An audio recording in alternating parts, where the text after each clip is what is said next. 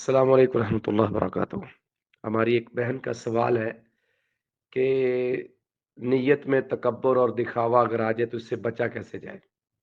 ایک تو ریاکاری سے بچنے کی دعا کی جائے، اور دوسرا یہ ہے کہ یہ مت سمجھیں کہ میرے پاس جو علم ہے وہ کسی اور کے پاس نہیں ہے۔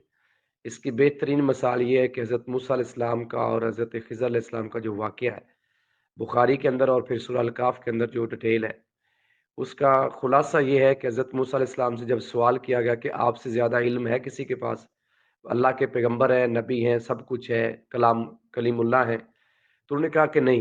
تو اللہ نے فوراً کہا کہ نہیں بھئی، فلاں جگہ پہ جاؤ، وہاں ایک میرا بندہ اور اس کے پاس جا کے علم سیکھو۔ جب حضرت موسیٰ علیہ السلام ان کے پاس پہنچے تو انہوں نے کیا مثال دی کہ ایک چڑیا پانی پیتی ہے سمندر سے، پانی سے، تو کہا کہ یہ جو ایک دو قطرے اس چڑیا نے پانی کے لیے ہیں، یہ اتنا علم اللہ نے پوری دنیا کو دیا ہے اور باقی سارا علم اللہ کے پاس ہے۔ تو ہر وقت بندے کے ذہن میں یہ ہونا چاہیے کہ میں کچھ بھی نہیں ہوں، اور میرے پاس جو علم تھوڑا سا ہے یہ کچھ بھی نہیں ہے، میرے سے بڑے بڑے علماء اور اہل علم موجود ہیں۔